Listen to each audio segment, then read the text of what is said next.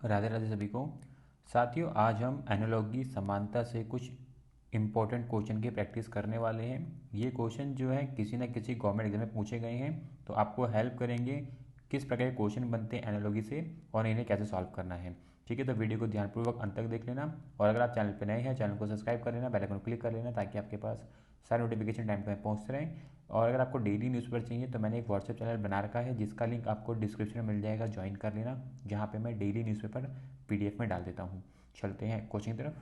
साथियों, question number 1 है और यहाँ पे आपको संबंध बताना है। जिस प्रकार से 6 और 35 के बीच में संबंध है, तो वही संबंध 9 और किसके बीच में होगा। देखो, 6 और 35 के बीच में कैसे संबंध बन रहा है। अगर हम 6 का स्क्वायर करें तो कितना होता है, 36 होता है। ठीक है, इसमें से अगर हम 1 को माइनस कर दें तो कितना मिल जाएगा, 35 मिल जाएगा। तो यहाँ पे आपको रिलेशन समझ आ गया होगा। जो पहली वाली संख्या है उसका स्क्वायर करना है और उसमें से एक माइनस कर देंगे तो हमें सेकंड संख्या प्राप्त हो जाएगी। तो इसी लॉजिक को हम लगाने वाले हैं सेकंड वाले के अंदर। तो 9 का स्क्वायर कितना होता है, 81 होता है। तो आपको स्क्वायर जो है 1 से लेके 25 तक के स्क्वायर आपको रटे होने चाहिए, ताकि आप इजीली ऐसे क्वेश्चन कर सकें। तो 9 का स्क्वायर होता है 81। 81 में से अगर हम 1 निकाल देंगे तो बचेगा 80। तो ऑप्शन बी इसका राइट आंसर बन जाएगा। ठीक है, क्वेश्चन नंबर 2 है, ये भी काफ़ी अच्छा क्वेश्चन है। देखो कैसे करेंगे। यहाँ पे हमें नंबर दे रखा है 65 और 126।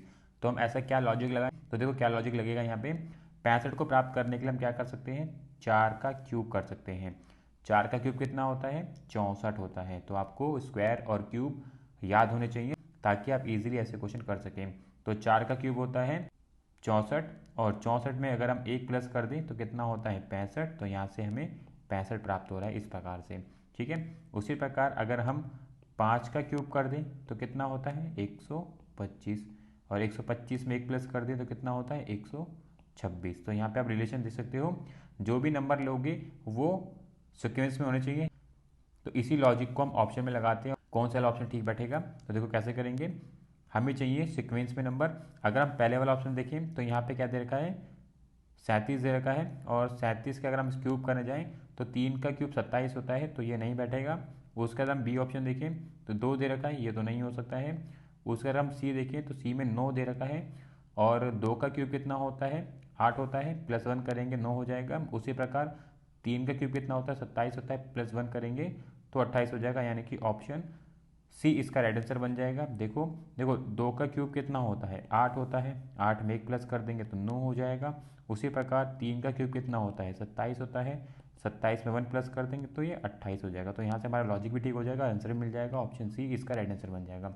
इससे पहले वाले क्वेश्चन के अंदर हम एक माइनस कर रहे थे, यहाँ पे हम एक को प्लस कर रहे हैं। तो आप इसी तरीके की लॉजिक को ध्यान में रख के क्वेश्चन कर सकते हैं।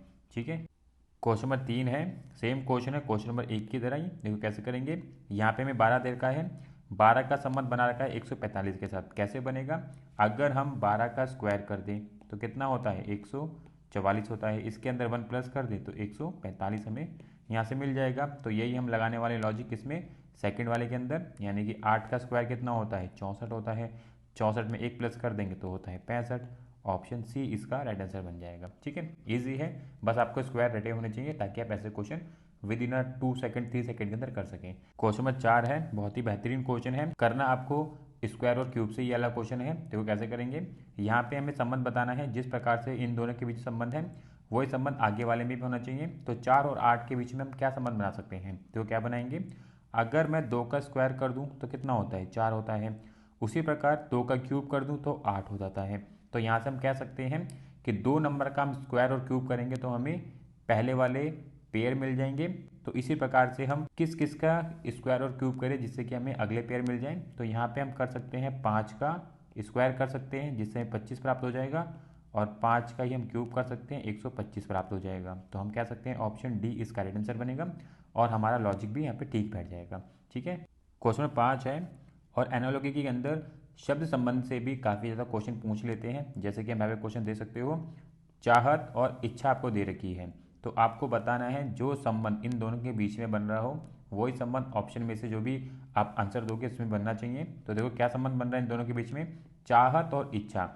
चाहत का पर्यायवाची होता है इच्छा। तो आपको बताना है ऑप्शन में कौन सा शब्द आपस में पर्यायवाची बनते हो। तो यहाँ पे अगर आप देखोगे ऑप्शन डी वाले को, ठंडा का पर्यायवाची होता है सर्दी, तो ऑप्शन डी इसका राइट आंसर बनेगा। ठीक है, क्वेश्चन नंबर 6 है, शब्द संबंधित क्वेश्चन है। यहाँ पे आपको बताना है तौलना और तराजू जिस प्रकार संबंधित है, तो उसी प्रकार से ऑप्शन में से कौन सा विकल्प सही बैठेगा। तो तौलना और तराजू, तराजू के अंदर हम कोई चीज़ तौलते हैं, उसका वजन करते हैं, उसी प्रकार से किसी चीज़ का पता कैसे लगाते हैं, रडार से लगाते हैं। ऑप्शन डी इसका राइट आंसर बनेगा। क्वेश्चन नंबर 7 है, और एनालॉजी के अंदर अल्फ़ाबेट से भी क्वेश्चन बनते हैं। यहाँ पे आप देख सकते हो जिस प्रकार से इन दोनों के बीच में संबंध है, तो वही संबंध आपको नेक्स्ट वाले पेज में बताना है। तो आपको पता करना है कि इनके बीच में क्या संबंध बन रहा है। देखो कैसे पता करेंगे, अगर आप यहाँ पे लेटर्स देखोगे और आपने अल्फ़ाबेट को सही तरीके से पढ़ा होगा तो आपको पता चल जाएगा डी का अपोजिट लेटर क्या होता है, डब्ल्यू होता है। एफ का अपोजिट लेटर क्या होता है, यू होता है।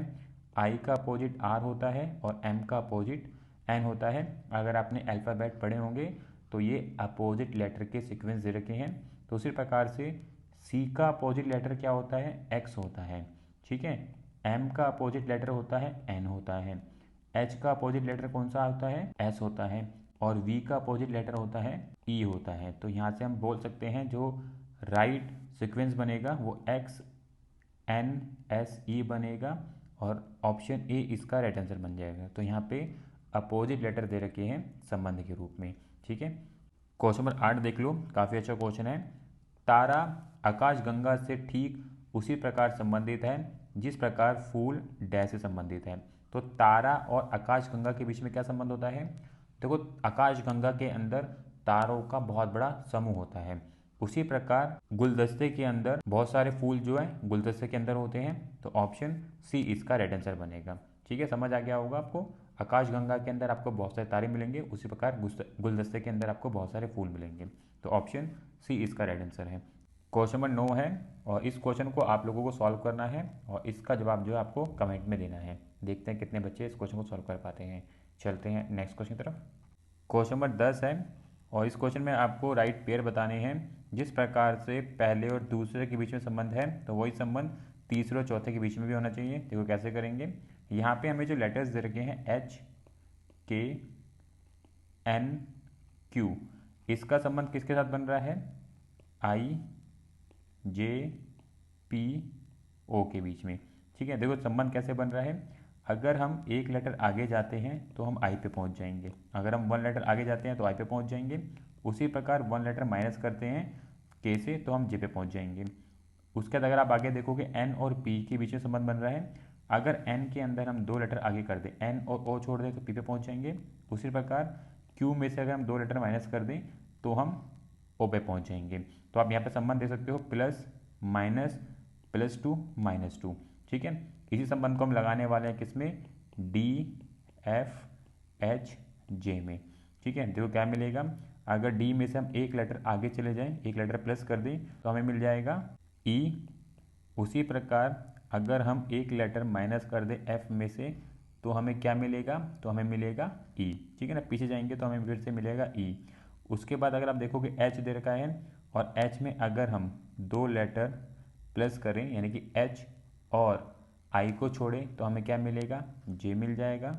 उसी प्रकार जे में से अगर हम दो लेटर निकाल दें यानी कि जे के लिए निकाल दें और आई को निकाल दें तो हमें एच मिल जाएगा। तो ई ई जे एच, ऑप्शन सी इसका राइट आंसर बन जाएगा। ठीक है, क्वेश्चन नंबर 11 है, और इस क्वेश्चन में भी आपको संबंध बताना है। जिस प्रकार से पहले और दूसरे के बीच में संबंध है तो वही संबंध तीसरे और चौथे के बीच में होना चाहिए। देखो पहले और दूसरे के बीच में क्या संबंध बन रहा है, एच जे एल एन, इसका संबंध किसके साथ हो रहा है, आई एल ओ आर के साथ। तो अगर हम यहाँ पे देखें एच से अगर हम एक लेटर आगे जाएं तो हमें क्या मिल जाएगा, आई मिल जाएगा। यहाँ से हम प्लस वन कर दें तो हमें आई मिल जाएगा। उसी प्रकार जे से अगर हम दो लेटर आगे जाएं तो हमें एल मिल जाएगा। एल से अगर हम तीन लेटर आगे जाएं तो हमें ओ मिल जाएगा। और एन से अगर हम चार लेटर आगे जाएं तो हमें आर मिल जाएगा। ठीक है, तो यहाँ पे आप सीक्वेंस देख सकते हो, बढ़ते क्रम में लेटर आगे चल रहे हैं। तो यही सीक्वेंस हम किस में निकालेंगे, डी एफ एच जे में। ठीक है, अगर हम डी से एक लेटर आगे जाएं तो हमें क्या मिलेगा, ई मिल जाएगा। ठीक है ना, वन लेटर प्लस कर दे तो ई मिल जाएगा। उसी प्रकार एफ में हम दो लेटर आगे चले जाएं, एफ और जी को छोड़ दें तो हमें क्या मिलेगा, एच मिलेगा। ठीक है, एच में अगर हम तीन लेटर आगे जाएं यानी कि HIJ छोड़ दें तो हमें क्या मिलेगा, K मिलेगा। और J में अगर हम 4 लेटर आगे चले जाएं यानी कि JKLM छोड़ दें तो हमें क्या मिलेगा, N मिल जाएगा। तो हमारा राइट सीक्वेंस क्या बनेगा, EHKN, ऑप्शन बी इसका राइट आंसर बन जाएगा। ठीक है, तो आपको ध्यान रखना है, लेटर के सीक्वेंस को ध्यान रखना है, किस तरीके से आगे बढ़ रहे हैं, किस तरीके से डिक्रीज हो रहे हैं, तो उसके आधार पर ये क्वेश्चन बनते हैं और आपको संबंध निकालना होता है। ठीक है, क्वेश्चन नंबर 12 है, काफ़ी अच्छा क्वेश्चन है। यहाँ पे जो संबंध बन रहा है संख्याओं के बीच में वो काफ़ी इंपॉर्टेंट है। देखो संबंध किस किस के बीच में बन रहा है, यहाँ पे जो संबंध बन रहा है वो संख्या 9 और 27 के बीच में बन रहा है। उसी प्रकार से आपको 21 और ये जो क्वेश्चन मार्क है ना यहाँ पे, इनके बीच में संबंध बनाना है। तो 9 और 27 के बीच में क्या संबंध बन रहा है, अगर हम 9 को 3 से मल्टीप्लाई कर दें तो हमें 27 मिल जाएगा। उसी प्रकार 21 को अगर हम 3 से मल्टीप्लाई कर दें तो हमें 63 मिल जाएगा। तो ऑप्शन सी इसका राइट आंसर बन जाएगा। आप कोई भी लॉजिक लगा सकते हो, बस आपको आंसर आना चाहिए, आपका लॉजिक ठीक बैठना चाहिए। आप किसी भी लॉजिक से इस क्वेश्चन को कर सकते हैं। ठीक है, क्वेश्चन नंबर 13 है, काफ़ी अच्छा क्वेश्चन है। यहाँ पे आपको संबंध बताना है, जिस प्रकार से शब्द और अक्षर के बीच में संबंध है तो वही संबंध आपको चेक करना है ऑप्शन में किस में बनने वाला है। तो देखो शब्द और अक्षर के बीच में क्या संबंध बन रहा है, बहुत सारे अक्षरों से, यहाँ पे आप लिखे हैं ना बहुत सारे अक्षर लिखे हैं, इन अक्षरों से क्या बनते हैं, शब्द बनते हैं। उसी प्रकार बहुत सारी कक्षाओं से विद्यालय बनता है, ऑप्शन डी इसका राइट आंसर बनेगा। ठीक है, अच्छा क्वेश्चन है, मार्क कर लेना, ऐसे क्वेश्चन एग्जाम में बहुत पूछे जाते हैं। और यहाँ पे आप देख सकते हो CPU एग्जाम में पूछा गया था 2019 में इवनिंग के पेपर में। ठीक है, तो ध्यान रखना ऐसे क्वेश्चन काफ़ी इंपॉर्टेंट रहते हैं। चलते हैं नेक्स्ट क्वेश्चन की तरफ। क्वेश्चन नंबर 14 है और इस क्वेश्चन में आपको संख्याओं युग्म का चयन करना है, किस प्रकार से इन दोनों संख्याओं के बीच में संबंध है तो विकल्प में से किस में वो संबंध बनेगा। देखो इन दोनों संख्याओं के बीच में क्या संबंध बन रहा है, अगर मैं 1 का क्यूब कर दूं तो मुझे क्या प्राप्त होगा, 1 ही प्राप्त होगा। उसी प्रकार 2 का क्यूब कर दूं तो मुझे क्या प्राप्त होगा, 8 प्राप्त होगा। इस प्रकार का संबंध किस वाले ऑप्शन में बनने वाला है, तो वो है ऑप्शन सी वाले के अंदर। अगर मैं 2 का क्यूब करूँ तो मुझे 8 प्राप्त होगा और 3 का क्यूब करूँ तो मुझे 27 प्राप्त होगा। तो यानी कि सी इसका राइट आंसर है। ठीक है, तो यहाँ पे क्यूब का संबंध था संख्याओं के बीच में। चलते हैं नेक्स्ट क्वेश्चन की तरफ। क्वेश्चन नंबर 15 है, इस क्वेश्चन में भी आपको संबंध बताना है, जिस प्रकार से पहले और दूसरे संख्या के बीच में संबंध है तो वही संबंध तीसरे और चौथे के बीच में होना चाहिए। तो पहले और दूसरे के बीच में क्या संबंध बन रहा है, देखो अगर मैं 6 का स्क्वायर करूँ तो कितना प्राप्त होता है मुझे, 36 प्राप्त होता है। पर 36 का संबंध 18 से कैसे बन सकता है, वो बन सकता है अगर मैं 36 को डिवाइड कर दूँ 2 से तो मुझे मिल जाएगा 18। तो यही लॉजिक आपको लगाना है नेक्स्ट वाले पेयर में। 14 का स्क्वायर कितना होता है, 14 का स्क्वायर होता है 196। अगर मैं इसको 2 से डिवाइड कर दूँ तो मुझे कितना मिलेगा, 98। तो ऑप्शन बी इसका राइट आंसर बन जाएगा। बहुत इजी है, बस आपको ध्यान रखना है कि लॉजिक क्या लगाना है, किस तरीके से हम वो नंबर प्राप्त कर सकते हैं। ठीक है, क्वेश्चन नंबर 16 देख लो, काफ़ी अच्छा क्वेश्चन है। देखो कैसे करेंगे, यहाँ पे हमें लेटर्स दे रखे हैं और इनके बीच में संबंध बताना है, जिस प्रकार से इन दोनों लेटर्स के बीच में संबंध है तो वही संबंध आगे वाले पेयर में होना चाहिए। तो इस वाले पेयर में क्या संबंध बन रहा है पहले वो देख लो। सी दे रखा है, एफ दे रखा है और जेड दे रखा है। देखो इनके बीच में क्या संबंध बन रहा है, अगर मैं सी के अंदर 5 लीटर प्लस करता हूँ, 5 लीटर आगे जाता हूँ तो मुझे एच प्राप्त हो रहा है। उसी प्रकार एफ के अंदर अगर मैं 3 लीटर प्लस कर रहा हूँ ना तो मुझे आई प्राप्त हो रहा है। वहीं पे जेड के अंदर मैं 5 लीटर माइनस कर रहा हूँ तो मुझे यू प्राप्त होता है। तो आपको यही जो लॉजिक है किस में लगाना है, जे एल एस में। जे एल एस दे रखा है, हमें इससे आगे वाले लेटर निकालने हैं, यानी कि हमें क्या करना है, जे एल एस में वो लॉजिक लगाना है। अगर हम जे में 5 लेटर पीछे जाते हैं, 5 लेटर पीछे जाते हैं तो हम कहाँ पहुँच जाएंगे, ई पे पहुँच जाएंगे। उसी प्रकार एल में अगर हम 3 लेटर पीछे जाते हैं तो हम कहाँ पहुँच जाएंगे, आई पे पहुँच जाएंगे।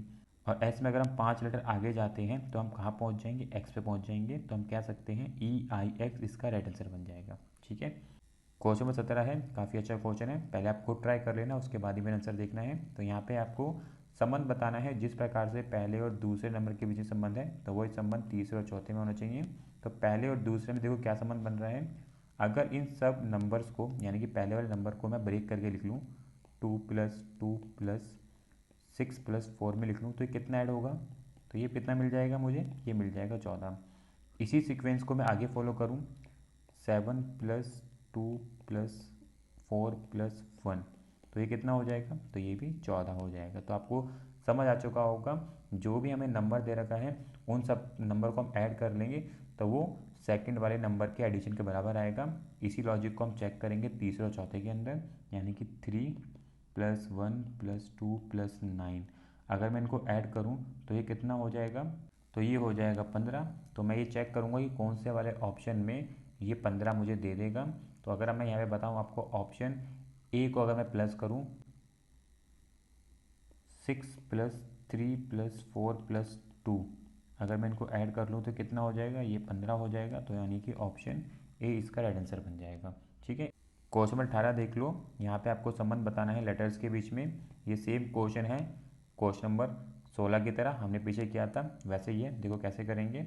यहाँ पे हमें दे रखा है ई जी जे, इसका संबंध किसके साथ है, जे एल ओ के साथ।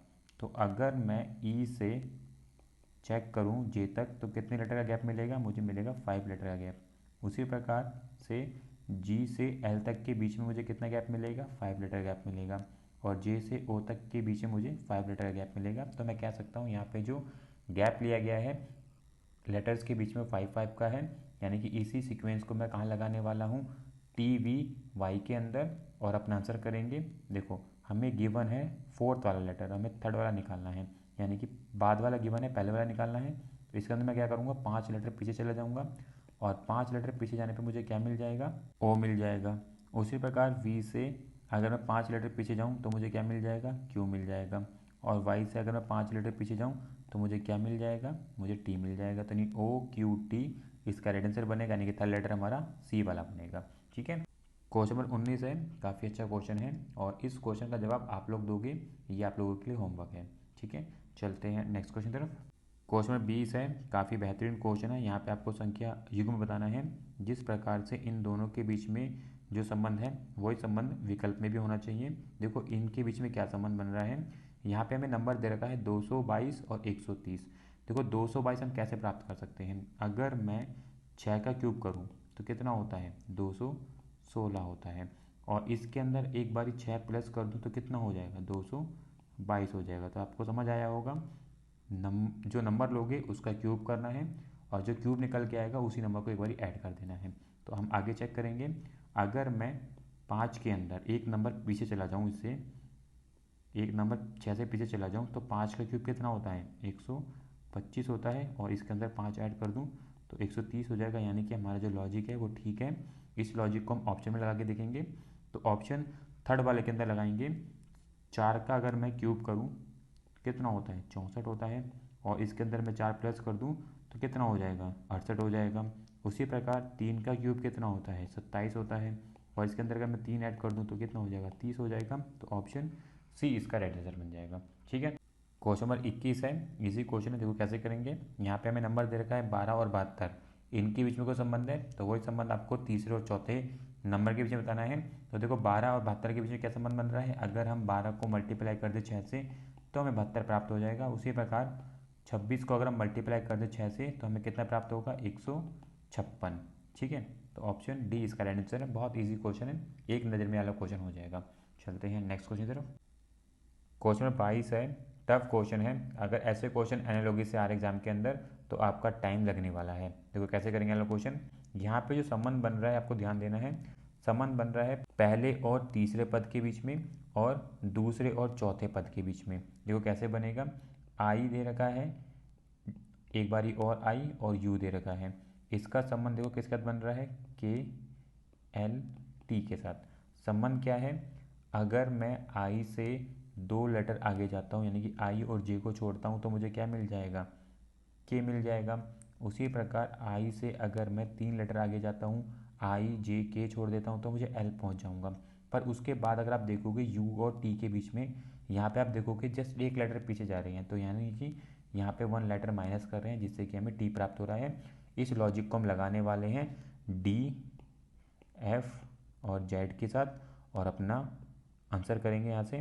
तो डी के अंदर हम क्या करेंगे, 2 लेटर प्लस करेंगे, यानी कि डी और ई को छोड़ेंगे तो हमें एफ मिलेगा। और एफ में हम 3 लेटर प्लस करेंगे, यानी कि एफ जी एच छोड़ेंगे तो मुझे आई मिल जाएगा। और जेड में हम एक लेटर पीछे चले जाएंगे तो यानी कि मुझे वाई मिल जाएगा, F I Y. Option C इसका राइट आंसर बन जाएगा। ठीक है, तो थोड़ा टफ क्वेश्चन है, ये क्वेश्चन जो है टाइम टेकिंग हो सकते हैं। अगर आप इस तरीके से नहीं सोच पा रहे हो तो डेफिनेटली ये क्वेश्चन आपका छूट जाएगा। तो आपको प्रैक्टिस सारे क्वेश्चन को सही से करनी है। और अगर आपको वीडियो हमारी ठीक लग रही है तो लाइक ज़रूर कर देना। चलते हैं नेक्स्ट क्वेश्चन तरफ। क्वेश्चन नंबर 23 है और वेरी वेरी इंपॉर्टेंट क्वेश्चन है। इंपॉर्टेंट कैसे है? उस संख्या युग्म का चयन करें जिसमें दो संख्याओं के बीच वही संबंध नहीं है जो संबंध दिए गए युग्म की दो संख्याओं के बीच है। तो आपको उस पेयर को बताना है जिसके बीच में जो संबंध इन दोनों संख्याओं के बीच में बनेगा वो उसमें नहीं बनना चाहिए। तो काफ़ी इंपॉर्टेंट क्वेश्चन है। अगर आप इस नहीं पे ध्यान नहीं दोगे तो डेफिनेटली ये क्वेश्चन आपका गलत हो जाएगा। देखो कैसे करेंगे ये वाला क्वेश्चन। इन दोनों संख्याओं के बीच में क्या संबंध बन रहा है? अगर मैं 4 का मल्टीप्लाई 7 के साथ करूँ तो कितना मिलेगा मुझे? 28 मिलेगा। उसी प्रकार 4 का मल्टीप्लाई अगर 9 के साथ कर दूँ तो मुझे कितना मिलेगा? 36 मिलेगा। ठीक है, तो आपको ये समझ आ चुका होगा। अगर मैं फर्स्ट वाला ऑप्शन देखूँ, फर्स्ट वाले ऑप्शन में मुझे 91 और 117 दे रखा है। तो 13 सत्ते कितना होता है? 91 होता है। उसी प्रकार 13 निन्यानवे कितना होता है? 117 होता है। तो यहाँ पे हमारा पेयर ठीक बैठ रहा है। स्टार्टिंग के दोनों नंबर सेम है और उसके बाद आप देखोगे पेयर के दोनों नंबर ठीक आ रहे हैं। तो यानी कि ऑप्शन ए ठीक है। उसके बाद हम अगर ऑप्शन बी चेक करें, ऑप्शन बी में हमें 133 और 171 दे रखा है। अगर हम 133 कैसे प्राप्त कर सकते हैं? 19 का मल्टीप्लाई अगर हम 7 के साथ करें तो हमें कितना प्राप्त होगा? 19 सत्ते कितना होता है? 133 होता है। उसी प्रकार 19 निम्मा कितना होता है? 171 होता है। तो यहाँ से भी हमारा पेयर ठीक निकल रहे हैं। टेबल और जो हमें मल्टीप्लाई करना है उनका पेयर से आ रहे हैं। तो इसी लॉजिक को हम आगे चेक करेंगे। ऑप्शन सी के अंदर 63 और 72 दे रखा है। 9 सत्ता 63 होता है और 8 निन्यानवे 72 होता है। तो यहाँ पे हमारा सीक्वेंस नहीं फॉलो किया गया है। तो यानी कि ऑप्शन सी इसका राइट आंसर बनेगा। ठीक है, तो काफ़ी अच्छा क्वेश्चन है। यहाँ पे पहले तो आपको नहीं पे ध्यान देना है, उसके बाद अपने लॉजिक को सही तरीके से बिठाते हुए क्वेश्चन का आंसर करना है। ठीक है, क्वेश्चन नंबर 24 है। इंपॉर्टेंट क्वेश्चन है और पहले सारे क्वेश्चन आपको खुद से लगाने हैं, उसके बाद ही मेरे आंसर देखने हैं।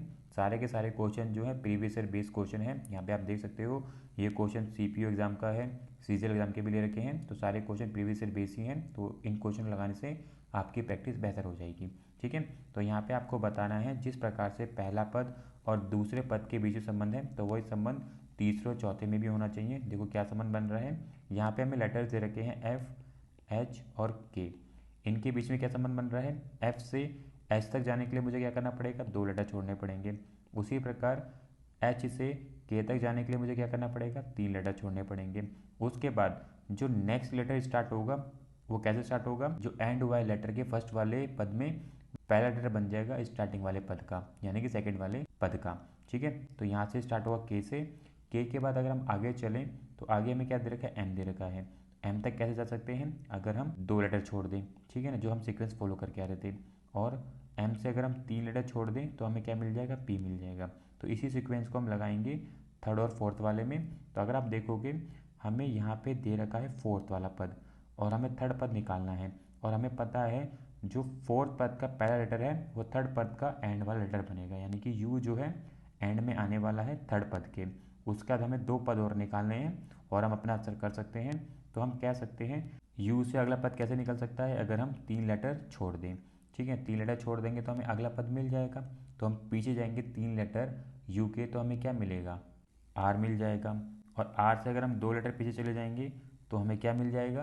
तो हमें पी मिल जाएगा। ठीक है, तो यहाँ से हम कह सकते हैं ऑप्शन बी इसका राइट आंसर बन जाएगा। थोड़ा सा टफ क्वेश्चन है क्योंकि सीपीयू एग्जाम में जो क्वेश्चन आएंगे थोड़े से टफ लेवल के होने वाले हैं। तो इन क्वेश्चन को प्रैक्टिस करोगे तो आपकी प्रैक्टिस काफ़ी अच्छी हो जाएगी। तो अगर कोई छोटे मोटे क्वेश्चन आएंगे तो हम उनको ईजिली कर पाएंगे।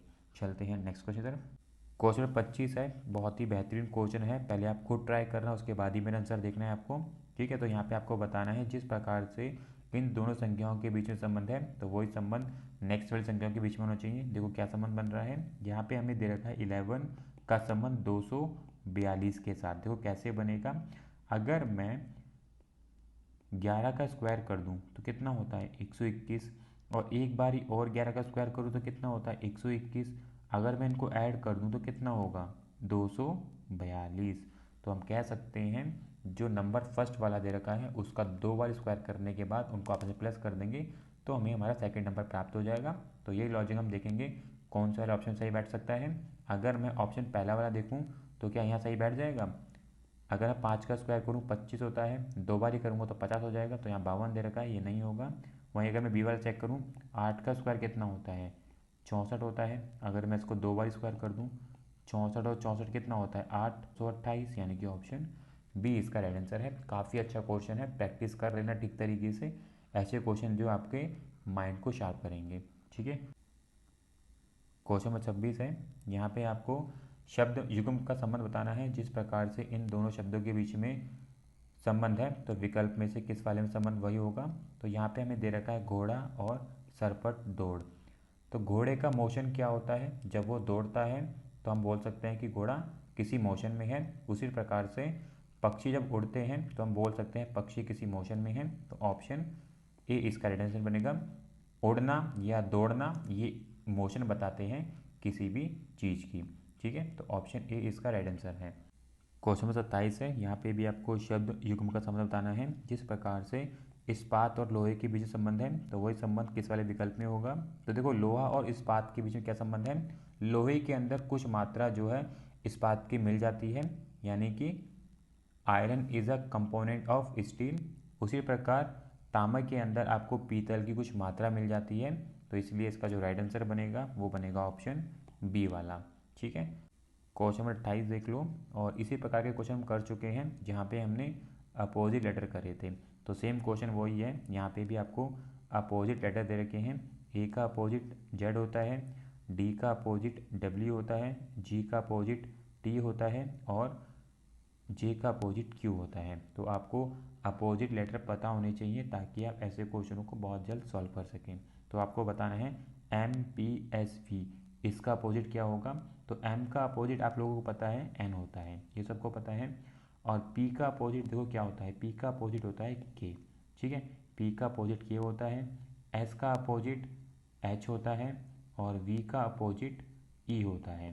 तो बोल सकते हैं हम एन के एच और ई, ये इसका राइट आंसर बनेगा। ऑप्शन ए इसका राइट आंसर बन जाएगा। ठीक है, इजी है, बस आपको अपोजिट लेटर पता होने चाहिए।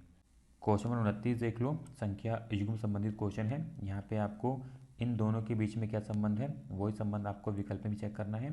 तो 13 और 174 के बीच में क्या संबंध बन सकता है। अगर मैं 13 का स्क्वायर कर दूँ, सबसे पहले आपके दिमाग में यही आना चाहिए, 13 का स्क्वायर होता है 169, पर ये 174 के बराबर तो नहीं आ रहा है। तो उन्होंने क्या कर रखा है, इसके अंदर 5 नंबर ऐड किए गए हैं, तो यानी कि 174 बन जाएगा। तो यही आपको संबंध देखना है विकल्प के अंदर, किस वाले विकल्प में संबंध बन सकता है। तो इसका जो राइट आंसर बनेगा वो है ऑप्शन बी वाला। अगर मैं 8 का स्क्वायर करूं, अगर मैं 8 का स्क्वायर करूं 64 होता है, उसके अंदर 5 ऐड कर दूंगा तो 69 हो जाएगा। तो ऑप्शन बी इसका राइट आंसर बन जाएगा। ठीक है, क्वेश्चन नंबर 30 है। यहाँ पे आपको पद दिए गए हैं और बताना है किस प्रकार से इन दोनों पद के बीच संबंध है। तो वही संबंध तीसरे और चौथे पद के बीच में भी होना चाहिए। देखो क्या संबंध बन रहा है, यहाँ पे हमें दे रखा है एच वी और डब्ल्यू, इसका संबंध किसके साथ है, एफ टी और यू के साथ। तो अगर आप देखोगे यहाँ पे जो है लेटर डिक्रीज फॉर्मेशन में चल रहे हैं, यानी कि अगर मैं एच से पीछे जाऊँ तो मैं एफ पे पहुँच जाऊँगा। कितना पीछे जाऊँ, अगर मैं यहाँ से 2 लेटर माइनस कर दूँ तो मैं एफ पे पहुँच जाऊँगा। उसी प्रकार वी में अगर मैं 2 लेटर निकाल दूँ, वी और यू को निकाल दूँ तो टी पे पहुँच जाऊँगा। उसी प्रकार डब्ल्यू से अगर मैं 2 लेटर निकाल दूँ तो मैं यू पे पहुँच जाऊँगा। तो इसी सीक्वेंस को हम लगाने वाले हैं डी आर एस में और अपना आंसर करेंगे। हमें दे रखा है डी आर एस। अगर मैं 2 लेटर पीछे चला जाऊँ डी से तो मुझे क्या मिल जाएगा, मुझे बी मिल जाएगा। उसी प्रकार आर से अगर मैं 2 लेटर पीछे चला जाऊँ तो मुझे क्या मिल जाएगा, तो मुझे मिल जाएगा पी। ठीक है, और एस से अगर मैं 2 लेटर पीछे चला जाऊँ तो मुझे मिल जाएगा क्यू। तो मैं कह सकता हूँ B P Q, option C इसका राइट आंसर बन जाएगा। ठीक है, तो साथियों यहाँ पे हमने एनालॉजी समानता से 30 क्वेश्चन देख लिए हैं जो लास्ट ईयर किसी न किसी एग्जाम में पूछे गए थे। आप देख सकते हो CPU CGL इन सब एग्जाम में पूछे गए थे। काफ़ी अच्छे क्वेश्चन हैं, इन क्वेश्चनों को आप लगा लोगे तो आपकी प्रैक्टिस जो है बेहतर हो जाएगी। और भी इसी प्रकार के क्वेश्चन हम लेके आते रहेंगे प्रैक्टिस के तौर पे, ताकि आपकी प्रैक्टिस बेहतर हो जाए। तो इसलिए चैनल को सब्सक्राइब कर लेना, बेल आइकन क्लिक कर लेना ताकि आपके पास सारे नोटिफिकेशन टाइम टू टाइम पहुँचते रहें। और अगर आपको डेली न्यूज़पेपर चाहिए तो मैंने एक व्हाट्सएप चैनल बना रखा है, जिसका लिंक आपको डिस्क्रिप्शन में मिल जाएगा, ज्वाइन कर लेना। वहाँ पे मैं डेली न्यूज़पेपर पीडीएफ में डाल देता हूँ, साथ में अदर स्टडी मटेरियल भी। ठीक है, तो मिलेंगे नेक्स्ट वीडियो में। राधे राधे।